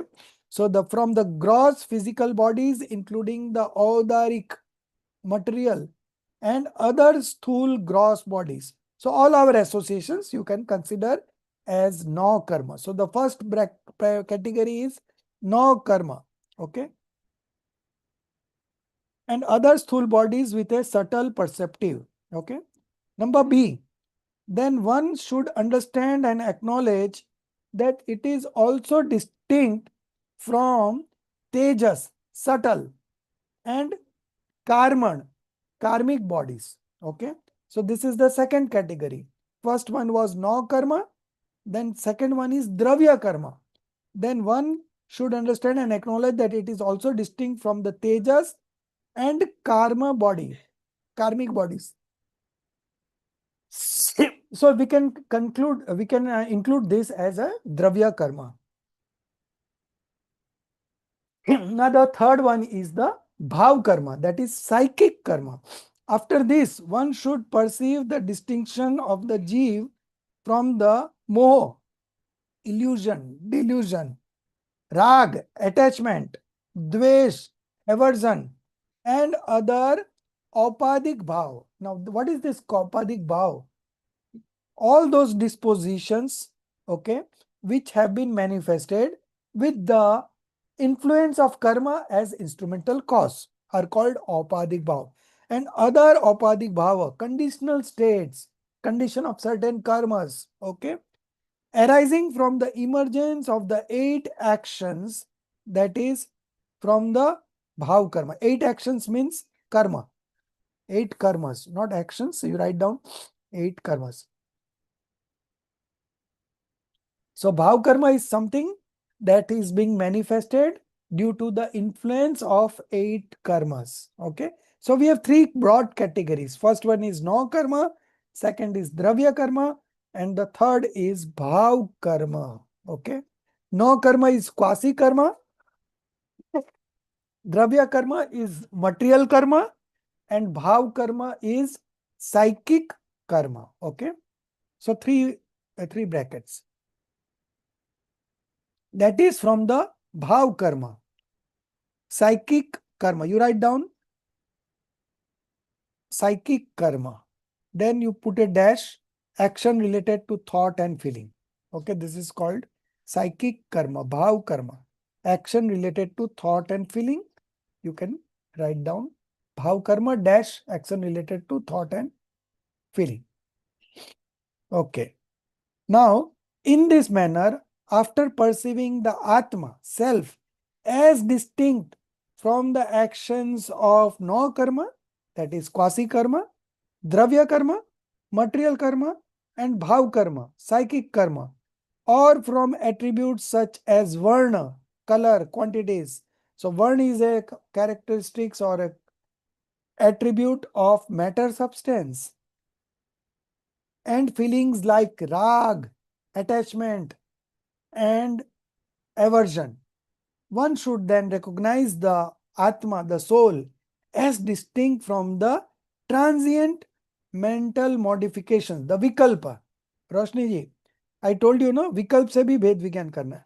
Modification, the vikalp, related to differentiated knowledge, bhed vigyan, leading to the revelation of the pure intellect, okay, Subuddhi, which is of the nature of the Trikali, okay, timeless, eternal, Dhruv, unchangeable, and Nij Paramatam Tattva, one's own supreme self-reality, which is the true nature of knowledge and bliss. So this is how you do science of discrimination, discriminative knowledge, okay, from Dravya Karma, from No Karma, Dravya Karma, Bhav Karma. After Bhav Karma, we can also include the thoughts and the psychic activity, which is called Vikalp, okay. All this, if you are able to discriminate, then you will realize yourself. In this body, which is like a temple, the indivisible Nij, Chaitanya Prabhu, one's own conscious Lord, which is our pure soul, okay, resides, okay, in this body, which is like a temple. As in a temple, we have a deity. Similarly, in this body, our Chaitanya Prabhu, our Lord, resides. Through the proper testimony of Shruti, scripture, and Gyan, knowledge, the Chaitanya Prabhu is known should be seated in the heart, and one should contemplate, reflect, and meditate upon it. One should merge with it, become absorbed in it, and become one with it. This is the practice and worship. Practice is sadhana. So this is, just do some corrections. This is the procedure of, you write down words. This is the procedure of practice and worship of the Chaitanya Prabhu. Okay. Then you cut down this is the procedure. So we have writing procedure in the first only. This is the procedure of practice and worship of the Chaitanya Prabhu, that is our own soul. Okay. In the aforementioned verse, the procedure of self-realization has been systematically examined, providing inspirational guidance and direction to the seeker. In the final line of the verse, it is clearly stated that in order to attain the supreme state of the soul, one must follow this specific procedure. Knowledge of distinction from the other or the non-self is indeed Bhed Vigyan, and knowing, acknowledging, and experiencing the consciousness of the self, which is distinct from the other and divine, is Atmanubhuti, self-realization. Okay. Atma Sadhana and Atma Aradhana. Worship of the soul. Atmanubhuti is self-realization. Atma Sadhana is a practice of the self. Okay. The essence of the complete Jinagam and the teachings of the Jin Adhyatam are encompassed in this. The ultimate culmination of Anitya Bhavana is also found here. Okay. So this is the end of 5th point. Now the 6th point. From the time immemorial, the soul has identified the other as its facet, continuously engaging in that and thus remaining in a state of creation and dissolution. Every moment a new modification evolves and the earlier one gets destroyed. This is why it undergoes endless suffering. Okay. State of creation, dissolution, this is why it undergoes endless suffering, wandering through the 4 modes of existence and the 84 lakh types of births. Because of oneness and mindness. Everywhere possessiveness will come, you write mindness. Ekatva, mamatva. Mamatva is mindness. Because of oneness and mindness to the other, that is non-self, the soul is unable to recognize itself properly, failing to acknowledge its true nature. To break the oneness and mindness with the other, one must contemplate the distinctness from it, and this must be done deeply. Until this deep contemplation is undertaken, the oneness and mindness to the other cannot be broken. Continuous effort in this direction is absolutely necessary. The only way to break the oneness and mindness with the other is to gain correct understanding of the independent existence of every entity. To regard any entity within its boundary of supreme sovereignty as the other is a great delusion. Okay. To regard any entity within its boundary of supreme sovereignty as the other is a great delusion, a profound ignorance, and a grievous sin named mithyatva. The only way to escape this great sin is continuously contemplate and reflect upon the independence of each thing. This ongoing process of contemplation itself is the essence of Anyatva Bhavana. So this is the end of point 6. And now the concluding point, the 7th point. We can start from the next page. Okay.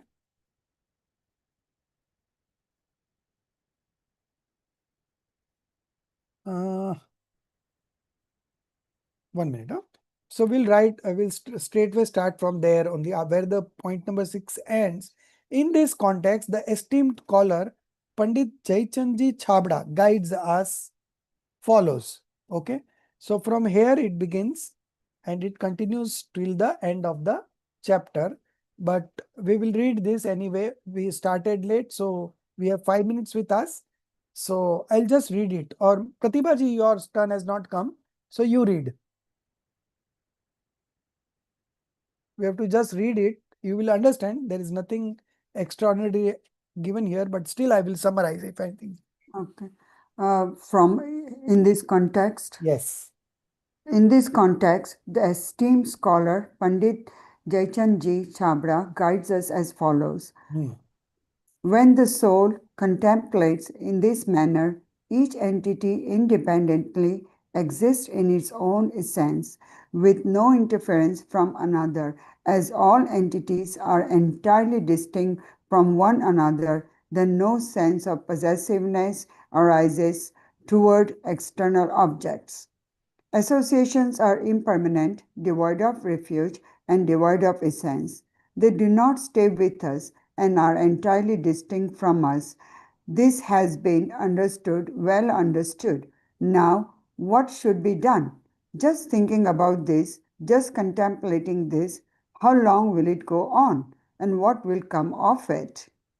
Nothing. This alone will not be enough. This is merely the conceptual beginning. It only prepares the ground, but the seed still needs to be sown.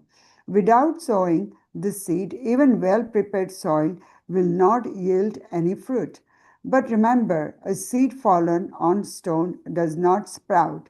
If it does not sprout, then where is the possibility of it growing, flourishing, and bearing fruit? Continue. Yes.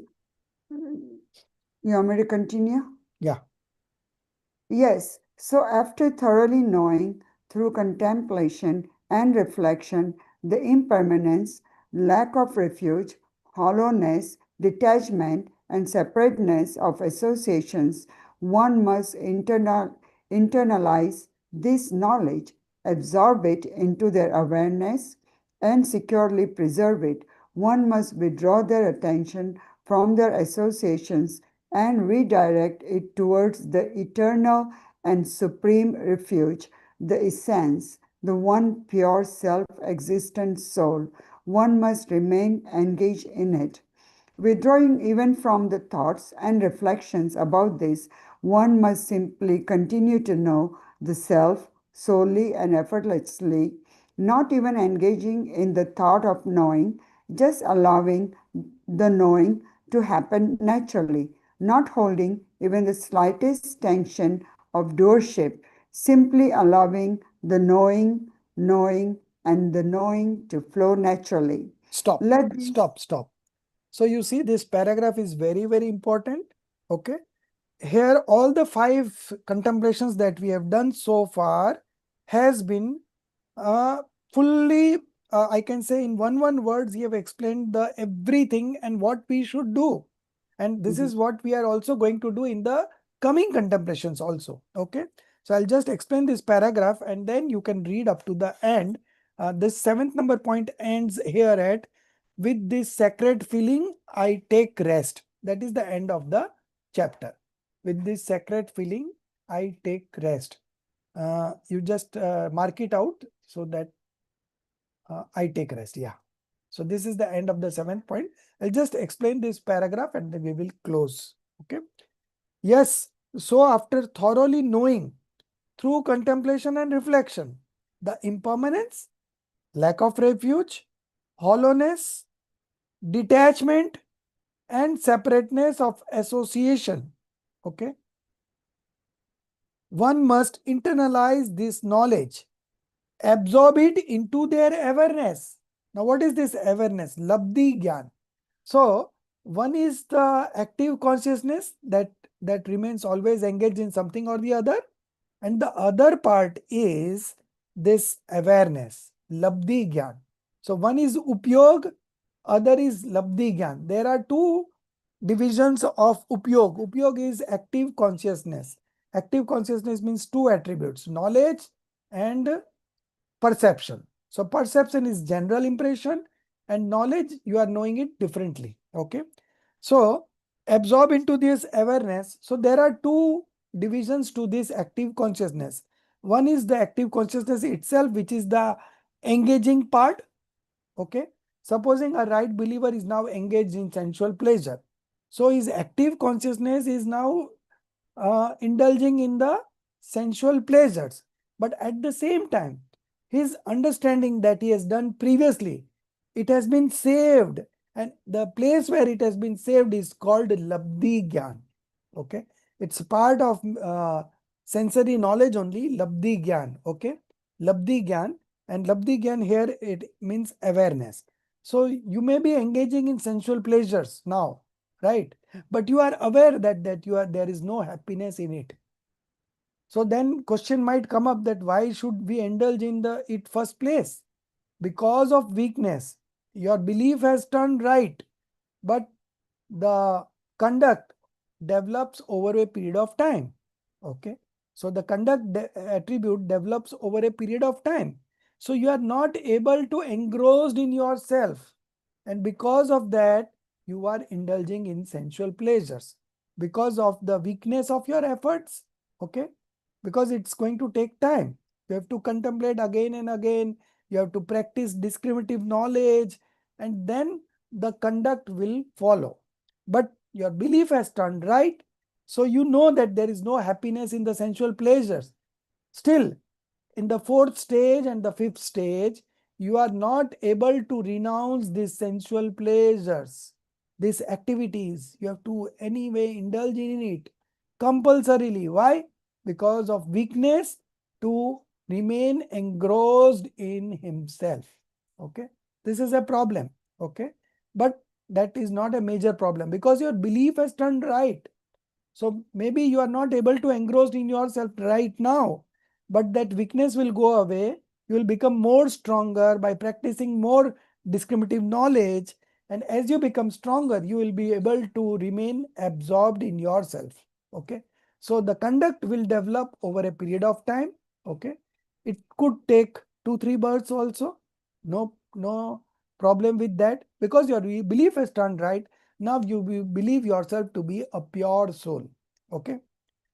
So one must internalize this knowledge, absorb into their awareness. Awareness is the knowledge that has been saved in Labdhi Gyan, that is called awareness, and securely preserve it. You have saved it, now you preserve it. Now it's going to come to use all the time. Although your active consciousness is involved in sensual pleasures, but at the same time your understanding goes on. One must withdraw their attention. The attention here means active consciousness from these associations and redirect it towards the eternal, the supreme refuge, the essence, the one pure self-existent soul.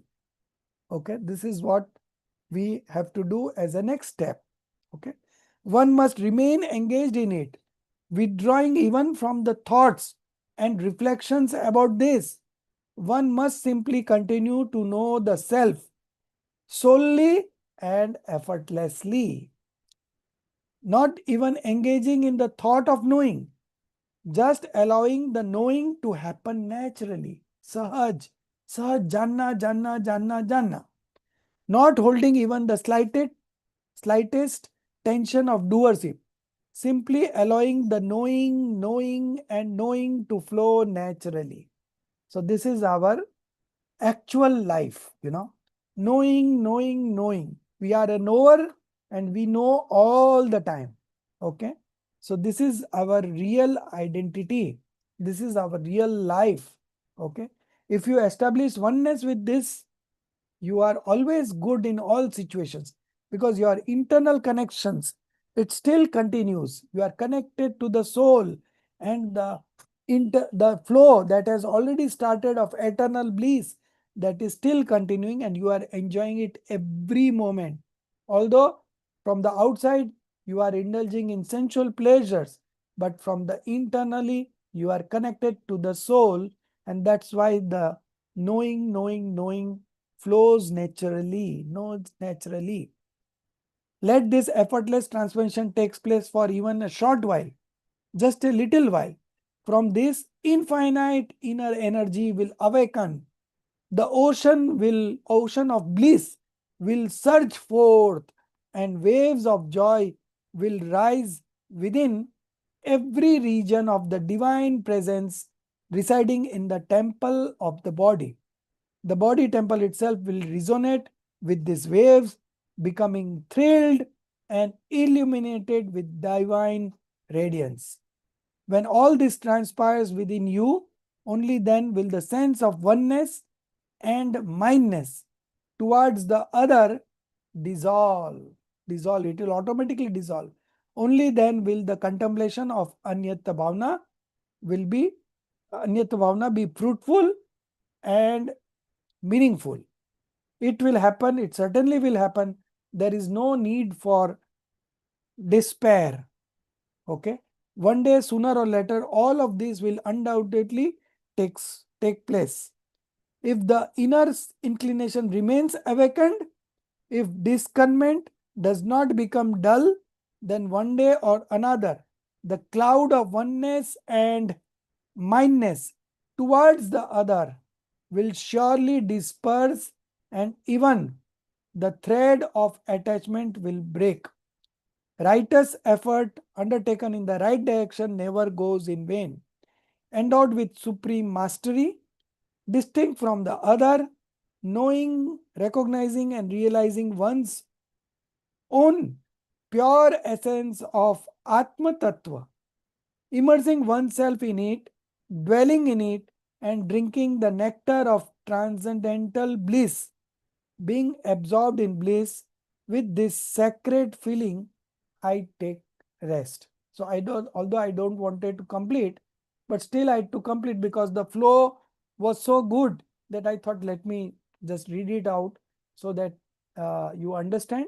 So you have to read it again and again. Even the in between portions that I have missed, that also you read up. And if you find any problem, you let me know. Okay. And I will explain you. But just put in extra efforts for this particular topic. It's so interesting and it's so engaging also. And it's so benefit to all of us. Okay. So we end here at Anyato Bhavna. In the next class, we start with Asuchi Bhavna. Okay. So I Yeah. have a question. Yes. So let So me it is first not. finish the prayer and Sorry. then I will close the recording and then you can ask any questions. I am there. Okay. निज निधि निज में बताई यह अनंत उपकार है, उसके लिए जिन वाणी माँ को वंदना सत बार है, उसके लिए जिन वाणी माँ को वंदना सत बार है।